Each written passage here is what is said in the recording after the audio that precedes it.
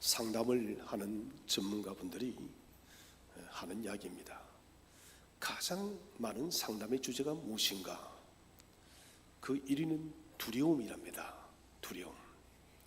두려움과 공포. 많은 사람들이 이런저런 상담을 하러 찾아오는데 두려움과 공포에 관한 주제가 가장 많다는 것입니다. 두려움이 내 마음을 자신을 찾아오게 되어지면 정신적으로 불안해지고 식은땀이 흐르고 갑자기 심박수가 뛰어지며 호흡하기가 힘들어지고 마음은 알 수 없이 초조해진다는 것입니다. 여러분, 이것은 분명히 병이에요. 내 심장이 셀 수 없이 빠르게 뛰고 호흡은 가빠서 숨을 쉴 수 없다면 분명 병입니다.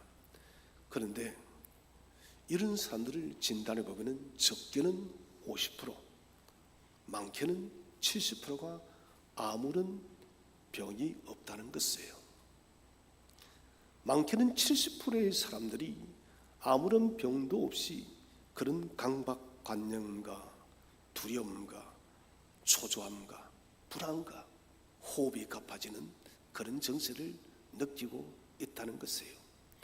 결국 이것은 두려움이 우리를 지배하고 있기 때문에 우리에게 그런 일들이 일어난다는 것입니다. 자, 이런 것들이 다분히 심리적인 요소라면 지금 저와 여러분이 겪고 있는 많은 문제들은 심리적인 문제가 아니에요. 이번 여름이 들어서기 전부터 해서 전 세계가 지금 기후변동으로 이제는 기후변동이라는 말도 잘 쓰지 않고 이상기온 일기가 바뀌었다는 것입니다. 홍수와 폭염과 알 수 없는 수많은 기괴한 일들이 일어나고 있는 것이에요. 엊그제부터 장마가 시작되어졌지만 우리가 한 20여 년 전에 혹은 그 더 전에 1990 한 4, 5년 그런 데에 겪던 장마가 아닙니다.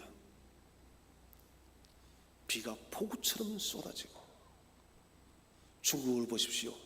마을 전체가 둥둥 떠내려갑니다. 인도에는 기온이 50도까지 올라가서 사람들이 살 수가 없어요. 그런데 특정 지역만 그런 것이 아니라 지구촌 곳곳이 난리인 것이에요. 어디 이것뿐입니까? 내가 살아가는 인생의 걸음걸음도 결코 우리는 안심할 수가 없습니다. 언제 무슨 일이 내게 일어날지 우리는 알 수가 없는 것입니다. 크고 작은 수많은 인생의 일들이 내 삶 속에서 일어나고 있고 눈을 떠서 뉴스를 보게 되면 간밤에 또 많은 사건과 사고가 우리 주변에서 일어난 것을 우리는 볼 수가 있습니다. 이처럼 우리는 우리가 살아가는 삶의 현장 속에서 너무나도 많은 일들을 두려움 가운데 겪고 있다는 것입니다. 그렇기 때문에 제가 자주 말씀드리지만 이 두려움이 지배함을 통해서 우리에게는 평안이 사라져 버렸습니다. 아담과 하와가 그들이 선악과를 먹고 제일 먼저 찾아온 것이 두려움이었습니다. 왜 여러분 두려움이 찾아왔나요? 선악과는 행위 언약입니다. 지키면은 하나님의 큰 영생의 복을 받는 것이에요. 그 명령을 어긴다는 것은 하나님을 멸시하는 것입니다. 하나님이 우리의 창조주가 아니다라고 하는 것이 하나님의 말씀을 어기는 선악과를 먹는 것이에요. 결국 선악과를 먹었다는 것은 하나님과 사람과의 평화의 관계가 무서워졌다는 것입니다. 평화의 관계가 무너졌기 때문에 제일 먼저 아담과 하와에게는 두려움이 찾아왔습니다. 우리가 겪는 그런 두려움보다 훨씬 큰 아무런 소망도 없는 절대적 두려움이 아담과 하와에게 찾아왔다는 거예요. 우리 하나님의 구원사역의 큰 주제가 무엇이냐면 이 평화의 해결입니다. 어떻게 다시 하나님과 인간의 관계를 평안과 평화의 관계로 엮을 것인가? 이 일을 위해서 예수 그리스도께서 십자가를 짊어지고 죽기까지 복종하신 것입니다. 여러분, 우리 속에 샬롬, 평안이 있습니까? 그렇다면 그 평안은 십자가의 피로 이루어진 피의 결과임을 믿으시기를 바랍니다. 십자가의 피가 있었기 때문에 우리에게 평안을 주기 위해서 저주의 갈보리에 매어 달려서 고독하게 사람들에게 버림을 받고 조롱을 받고 멸시천대를 받으면서 하나님의 모든 저주를 덮어쓰고 죽으신 예수 그리스도의 피의 값의 결과로서 평화가 찾아온 것입니다. 저는 그래서 이 두려움과 알 수 없는 시대를 돌파하는 가장 강력한 무기는 뭐냐? 평안이에요.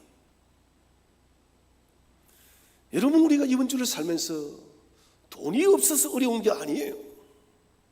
삶에 무슨 문제가 있어서 그런 게 아닙니다. 우리 마음속에는 절대적 평안이 자꾸 줄어들기 때문에 우리는 힘이 드는 것이에요. 걱정이 왜 찾아오나요? 내 마음속에 하나님이 주시는 절대적 평안이 약화되었기 때문에 걱정과 염려와 문제들이 찾아오는 것입니다. 그러므로 여러분, 우리 오늘 이사야 41장 말씀을 통해서 두려움을 돌파하는 것은 피로 맺은 약속의 결과인 평안이에요.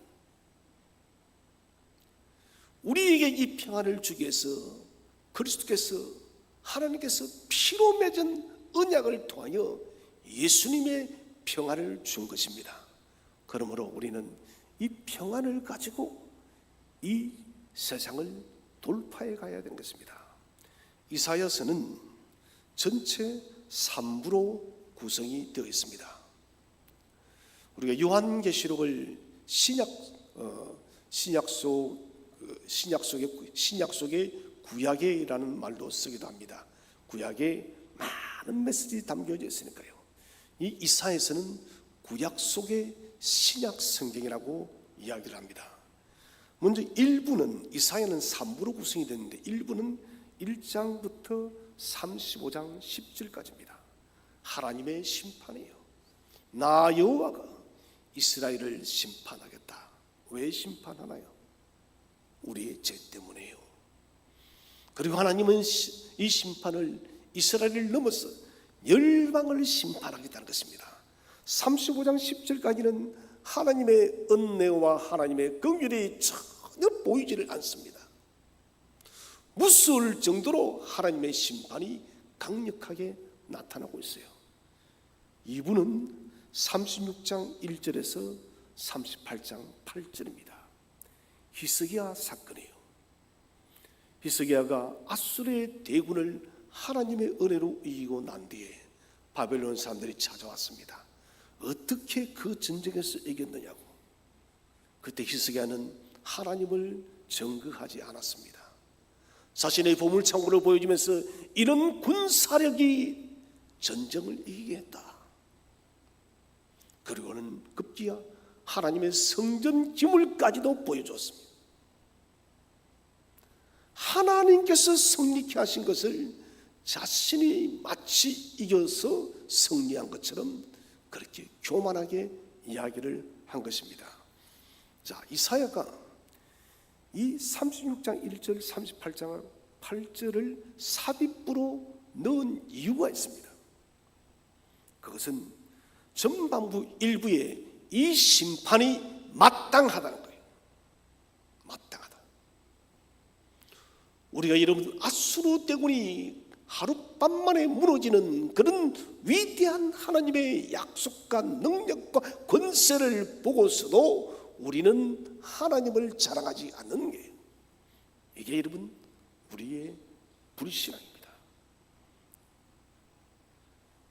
이 삽입불을 넘을 통해서 유대 땅 이스라엘이 멸망받는 것이 합당하다는 것을 증거하기 위해서 이사야는 삽입부 히스기야 내용을 넣었습니다.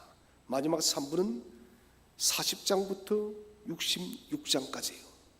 여기는 포로의 귀환과 회복과 종말적 구원, 더 나아가서 새 하늘과 새 땅, 회복과 종말과 구원과 새 하늘과 새 땅까지 보여주기 때문에 이 이사야를 구약 속의 신약이라는 것입니다. 일부 유교는 여러분 절망의 시대입니다. 심판의 시대입니다. 구약은 여러분 저주로 끝이 났습니다. 그래서 일부 유교는 마치 구약의 마침표와도 똑같은 것이에요. 그 다음에 40장부터 마지막 66장까지는 회복을 이야기하고 있습니다. 신약이죠. 새 하늘과 새 땅. 살아신 성도 여러분, 우리는 저주와 심판의 시대를 지나왔고 이제는 새 하늘과 새 땅, 영원한 하나님 나라를 대망하고 있음을 믿으시기를 바랍니다. 하나님 나라는 반드시 여러분 옵니다. 도둑처럼 갑자기 찾아올 것입니다. 이사야 40장에서 선지자는 이렇게 말합니다. 내 백성을 위로하라. 하나님께서 심판하기로 결심하고 심판한 이스라엘 백성을 위로하라는 메시지를 던지고 있습니다. 그러면 그 하나님께서 우리를 어떻게 구체적으로 위로하는지 그 위로의 적용장이 바로 오늘 읽은 41장입니다. 우리는 40장과 41장을 떼어보면 안 됩니다.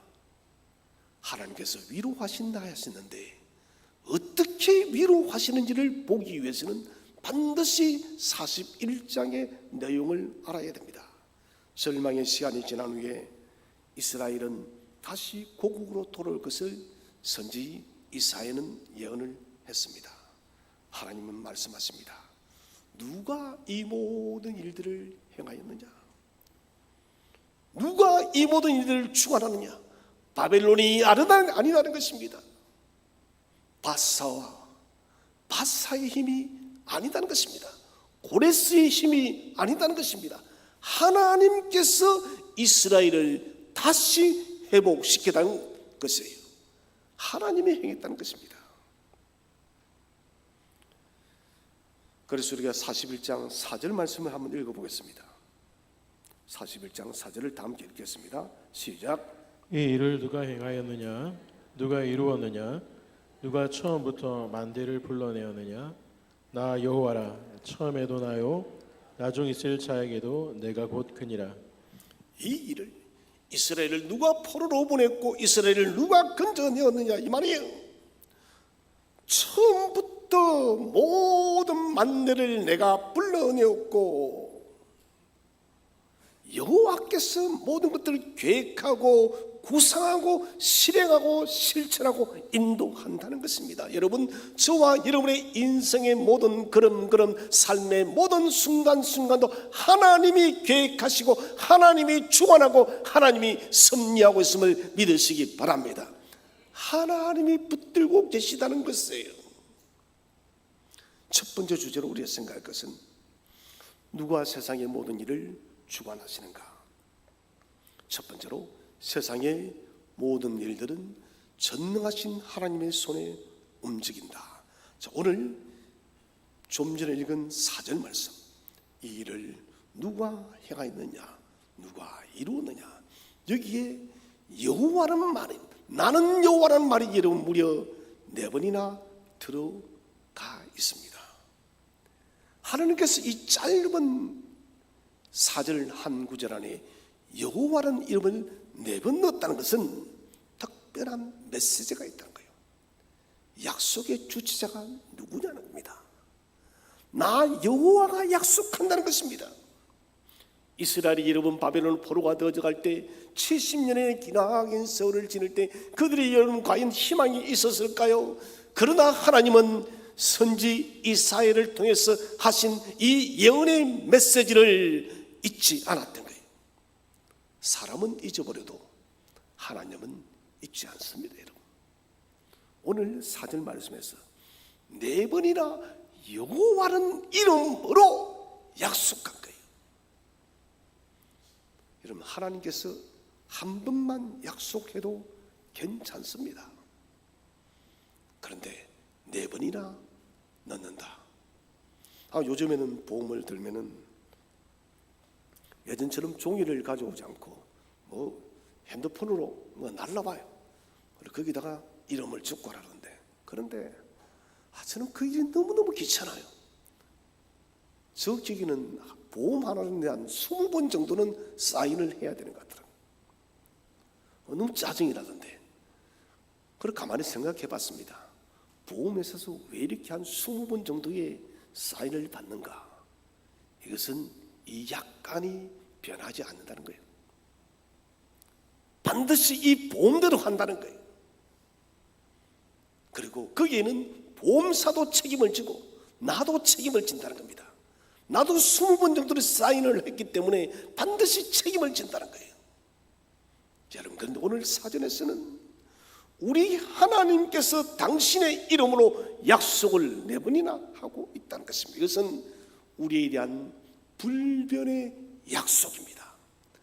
하늘이 무너지고 천지가 깨벽하고 이 땅이 지축이 흔들려도 하나님은 저와 여러분을 언약의 구원의 백성으로 보존하고 지키고 인도하고 구원할 것을 확신하시기 바랍니다.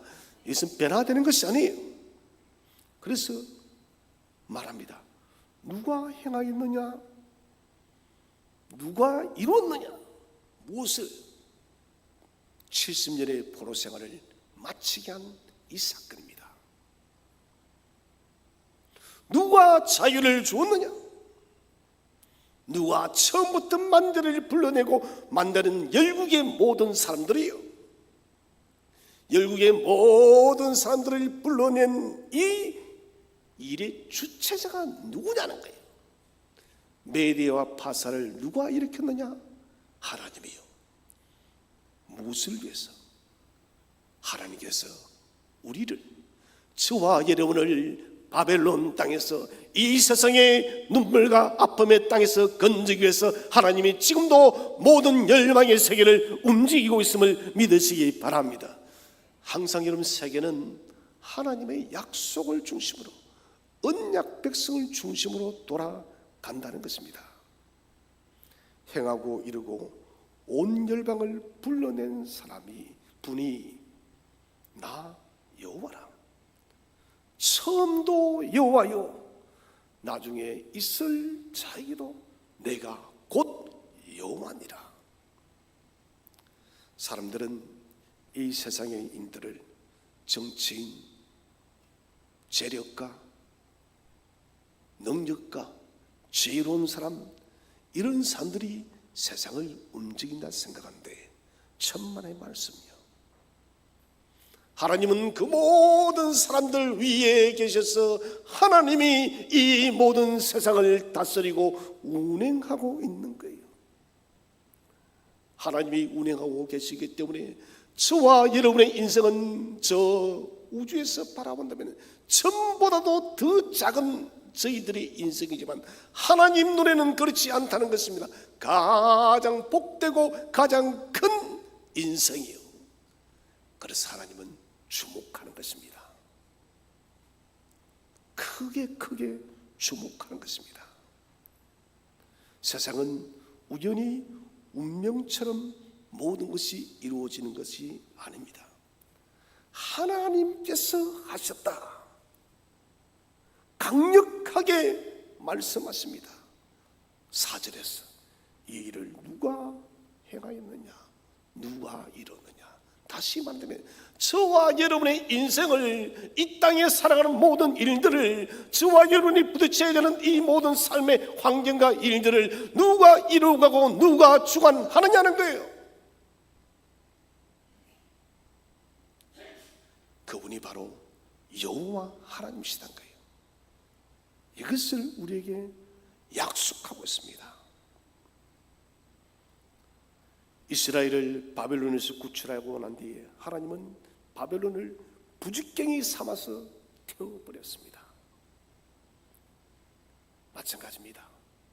하나님은 저와 여러분 한 사람 당신의 백성을 구원하고 당신의 백성을 하나님 나라로 인도하기 위해서는 여러분 저 천지도 무너뜨릴 수 있는 분이 하나님이에요. 잃어버린 양 한 마리를 찾아 떠났던 예수님을 보세요. 양 한 마리를 잃어버린 양을 찾기 위해서 깊은 산을 헤매고 또 헤맨 주님은 저와 여러분을 찾으시되 끝까지 찾으시고 끝까지 구원하시는 분이심을 믿으시길 바랍니다. 이 하나님을 놓쳐서는 안 됩니다. 사람의 말은 행동으로 옮기는 경우들이 그렇게 많지 않습니다. 생각과 말은 많지만 실천은 약하다는 것이죠.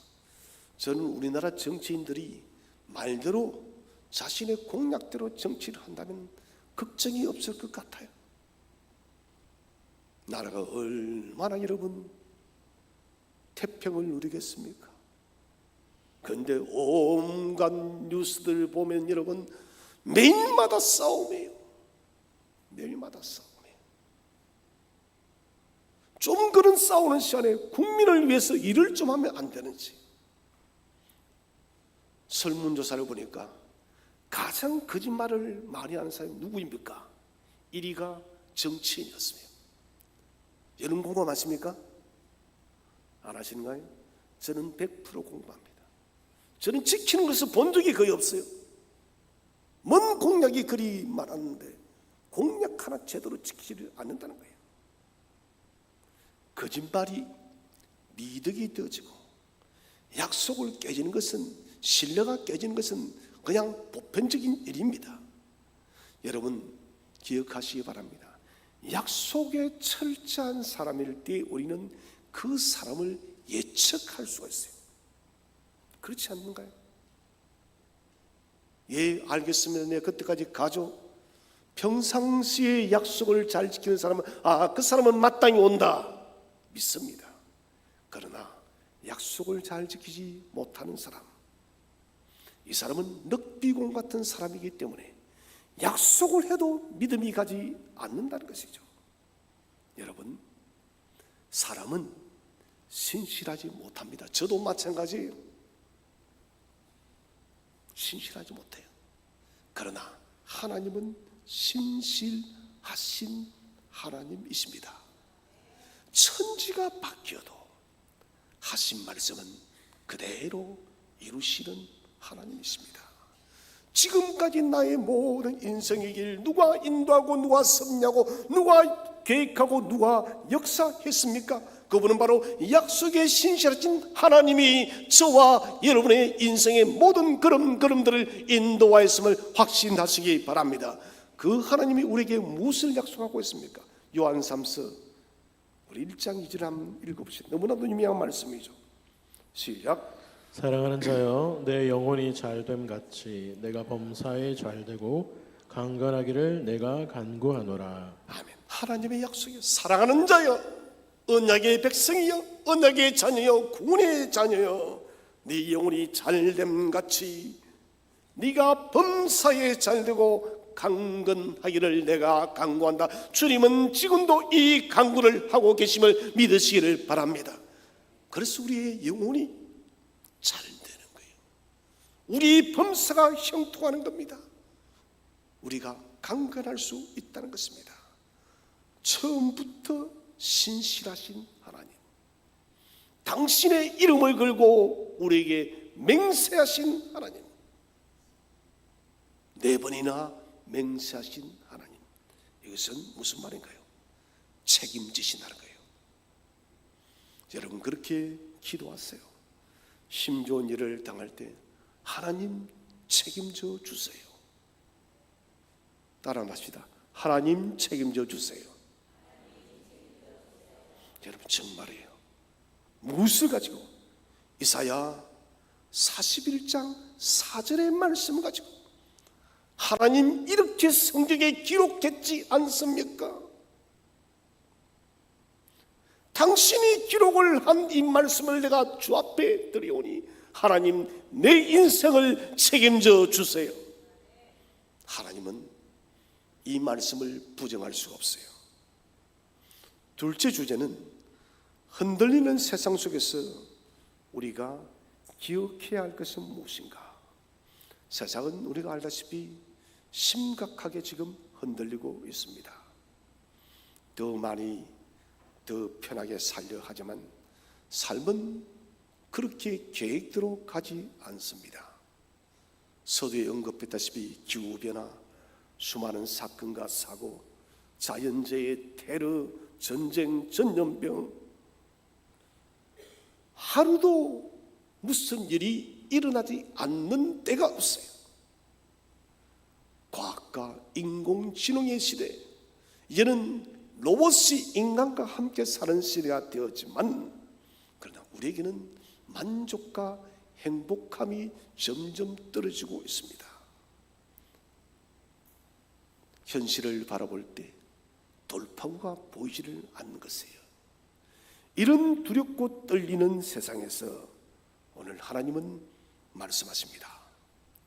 자, 하나님은 우리에게 이사야 41장 8절 말씀을 우리 한번 다 함께 읽어보겠습니다. 시작. 나의 종 너 이스라엘아, 내가 택한 야곱아, 나의 벗 아브라함의 자손아. 자, 이 8장에서 우리가 기억해야 될 것은 무엇인가? 첫 번째는 우리는 하나님의 종이다. 그러나 나의 종, 여러분 이사야 1부에서 2부 1장부터 39장까지는 하나님의 종이란 말이 단 한 번도 나오지는 않습니다. 버림받았다는 거예요. 언약의 구원의 백성을 바라보면서 하나님은 단 한 번도 나의 종이라고 말하지 않는 거예요. 그런데 40장에서 55장까지는 21번, 55장에서 66장까지는 무려 10번이나 또 나옵니다. 이 종이란 말은 노예가 아닙니다. 영광의 종, 하나님의 이름을 빛이 나게 할 하나님의 특별한 종이라는 것입니다. 살아계신 성도 여러분, 저와 여러분은 하나님의 특별한 종임을 믿으시기를 바랍니다. 하나님의 영광을 드러내고 온 세상 속에서 하나님의 거룩한 빛을 드러내는 그런 여호와의 종으로 저와 여러분을 불러주었다는 거예요. 오늘 새벽에도 제가 잠깐 말했다시피 한 나라에 대통령이 있고 장관이 있습니다. 장관을 여러분 구성할 때 서로 장관이 되고 싶어서 난립니다. 청문회에 나와서 모든 부끄러움을 무릅쓰고라도 그들은 장관이 되고 싶어요. 그게 대체 뭔데? 그런데 오늘 하나님 무엇이랍니까? 너는 나의 종이야. 하나님은 단순한 대통령이 아니에요. 이 우주 만물을 만드시고 온 세상을 움직이시는 전능하신 하나님이 저와 여러분을 자유의 종으로 불렀음을 믿으시길 바랍니다. 이 특권이 우리에게 있는 거예요. 이 사실을 우리가 붙들 때 우리는 세상에서 흔들리지 않는 것입니다. 두 번째는 우리는 하나님의 이스라엘이다. 자, 이스라엘은 특별한 임무를 주셨다는 것입니다. 임무를 주셨기 때문에 하나님 그 임무를 완료하기 전까지는 무슨 일이 있어도 반드시 지키고 보호한다는 것이에요. 저는 007 시리즈 영화를 굉장히 좋아해요. 첩보 영화죠. 저는 007 시리즈 보면은 그 주인공은 안 죽어요. 제가 볼 때는 분명히 죽어야 되는데 안 죽어요. 어디서 누군가가 도와주고 어디서 누군가가 보호하고 있는 것입니다. 그 미션, 그 작전을 다 완료하기 전까지는 절대 죽지 않아요. 여러분, 저와 여러분은 이스라엘이에요. 이스라엘의 임무는 무엇입니까? 그것은 제사장 나라가 되는 것입니다. 오늘도 여러분, 이 지구 땅에는 80억의 인구가 살아갑니다.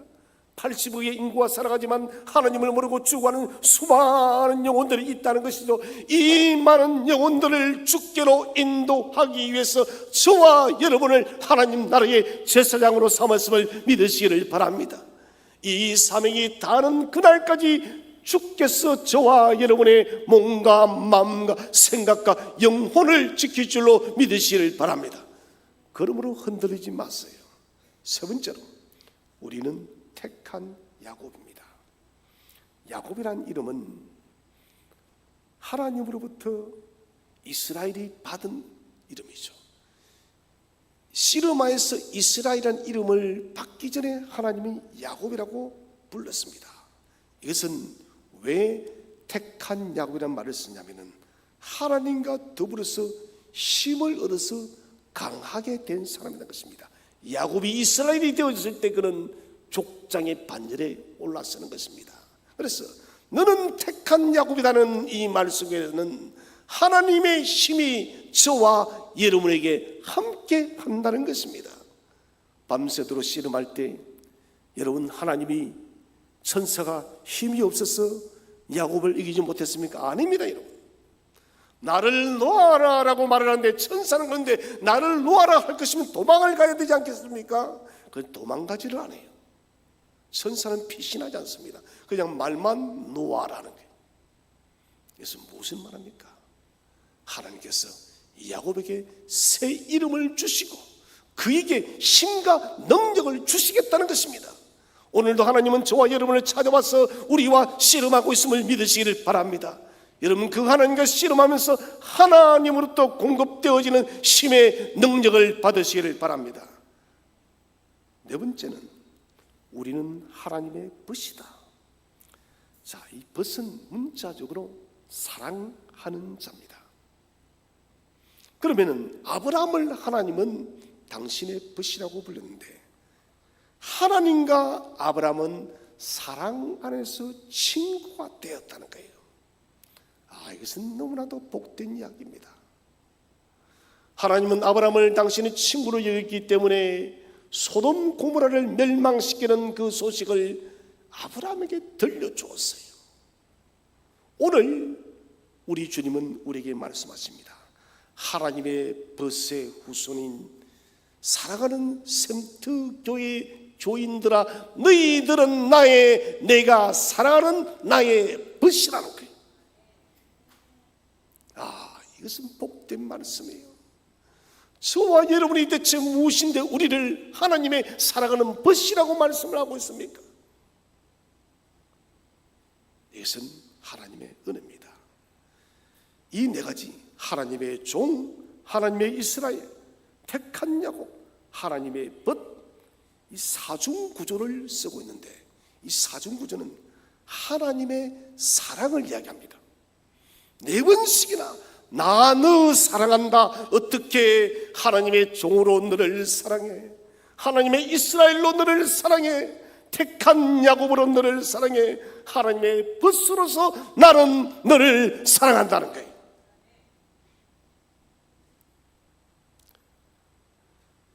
나의 이름, 우리의 이름을 한 번 부른 것이 아니라 네 번 불렀어. 네 번 불러서 우리에 대한 사랑을 확정시키고 있습니다. 그 변화가 종에서 이스라엘로, 야곱으로, 아브라함으로, 이것은 점진적인 인격적 관계를 말한 것입니다. 하나님은 저와 여러분을 만나더라도 인격적으로 만나시고 인격적으로 교제하기를 원하시는 분이심을 믿으시기를 바랍니다. 이렇게 우리를 사랑하는 것입니다. 세 번째 주제는 하나님은 우리를 택하고 어떻게 대우하시는가. 자, 41장 9절 말씀을 한번 읽어보겠습니다. 9절만 시작. 땅 끝에서부터 너를 붙들며 땅 모퉁이에서부터 너를 부르고 내게 이르기를 너는 나의 종이라 내가 너를 택하고 싫어하여 버리지 아니하였다 하였노라. 자, 이 9절 보면 첫 번째는 결단코 우리를 버리지 않으신다. 붙들고 버리지 않는 거예요. 하나님의 택감은 불변하다는 것입니다. 단단히 붙들고 있다는 것입니다. 강력 집착자보다 더 강력하게 우리를 붙들고 있는 것이에요. 이스라엘이 애굽에서 가나안으로 들어갔습니다. 그 가나안에서 바벨론으로 포로가 되어졌습니다. 그러나 하나님께서 붙들므로 반드시 바벨론에서 다시 이스라엘로 돌아왔습니다. 마찬가지로 우리의 삶이 때로는 무너지고 엎어지고 일어날 수 없는 상황이 된다 할지라도 주님은 우리를 다시 우뚝 세울 줄로 믿으시기를 바랍니다. 로마서 8장 38절은 말합니다. 사망이나 생명이나 그 무엇도 하나님의 사랑에서 끊을 수 없도라. 두 번째로 피로 우리와 언약을 맺으셨습니다. 자, 우리 10절 말씀을 한번 읽어보겠습니다. 41장 10절 말씀 시작. 두려워하지 말라. 내가 너와 함께함이라. 놀라지 말라. 나는 내 하나님이 됨이라. 내가 너를 굳세게 하리라. 참으로 너를 도와주리라. 참으로 나의 의로운 오른손으로 너를 붙들리라. 자, 10절 말씀에서 이 약속의 주체자가 누구예요? 여호와 하나님입니다. 여호와 하나님께서 뭐랍니까? 두려워 말라. 내가 너와 함께한다. 놀라지 마라. 너를 굳세게 하리라. 참으로 도와주리라. 오른손으로 너를 붙들리라. 위대한 이 약속을 제시하는 분이 여호와라는 거예요. 그런데 이 여호와라는 이름 자체가 여러분 십자가의 피입니다. 우리 한번 PPT 하나를 보겠습니다. 이는 보시면은 히브리어는 오른쪽에서부터 읽어야 됩니다. 왼쪽부터 읽는 게 아니라 제일 먼저 요드라는 단어가 있고 스펠링이 그래요. 그다음에 해라는 단어가 스펠링이 나오고 바브라는 스펠링이 나오고 또 해라는 스펠링이 나오고 이거를 어떻게 했느냐? 예흐와 여호와예요. 여호와를 히브리어로 이렇게 쓴다는 것입니다. 그러면 여호와의 이 첫 번째 스펠링 요드는 뜻이 뭐냐? 손이요, 손. 그 다음에 해라는 것은 보다라는 말이에요. 보다. 그 다음에 세 번째 바브라는 말은 못이에요. 네 번째 또 해는 또 못입니다. 이게 이름 여호와라는 거예요. 여러분 조금 느낌이 오십니까? 여호와라는 이 이름 속에 무슨 뜻이 담겨 있습니까? 손을 보라. 무슨 손을 보라?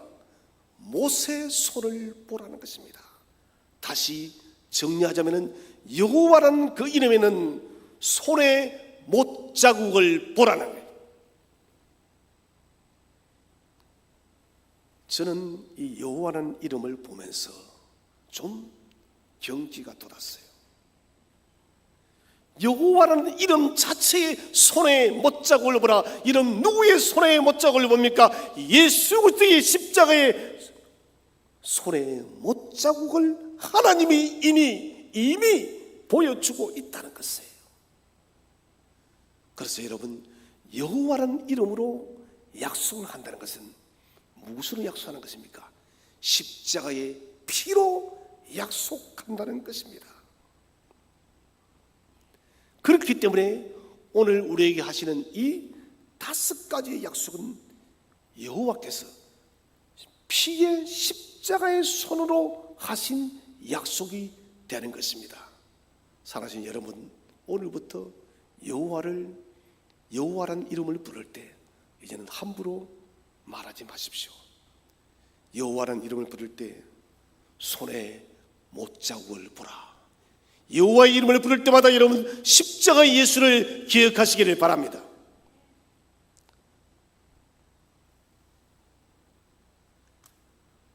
오늘 이제 우리가 마지막 네 번째 주제는 하나님은 이 세상을 살아가는 우리에게 무엇을 약속하는가? 오늘 10절에 5가지 말씀입니다. 첫 번째, 두려워하지 않아도 될 것을 약속합니다. 이것은 적극적 사고방식을 말하는 것이 아닙니다. 긍정의 생각을 말하는 것이 아닙니다.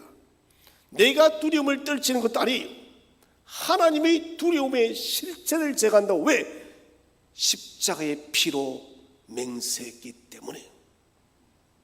여러분, 십자가의 피는 모든 두려움을 이겨내는 능력임을 믿으시길 바랍니다. 두 번째, 놀라지 않아도 될 것을 약속합니다.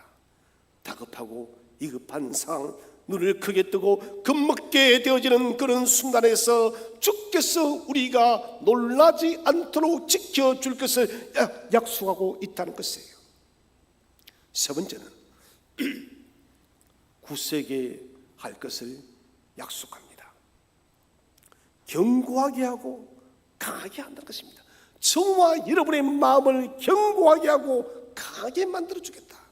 네 번째 약속은 도와줄 것을 약속합니다. 이 도와준다는 말은 군사적 지원을 말합니다. 하늘의 천군과 천사를 보내어서 저와 여러분을 도와주시는 분이심을 믿으시길 바랍니다. 다섯 번째는 붙들어 줄 것을 약속합니다. 지켜 올리는 거예요. 여러분, 우리가 늪에 빠졌습니다. 살 수 있는 길은 그 늪에서 지켜 올려주는 것입니다.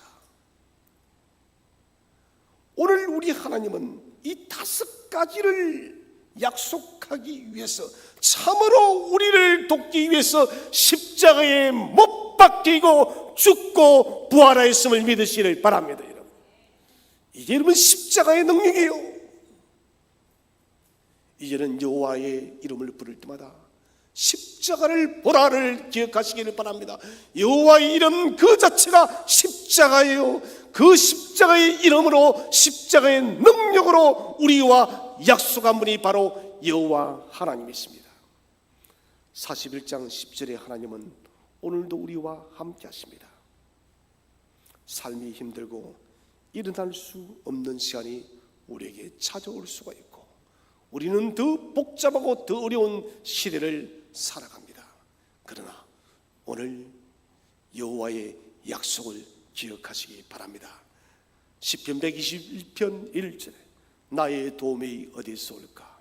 나의 도움인 천지를 지으신 여호와께로서부터 온다는 거예요.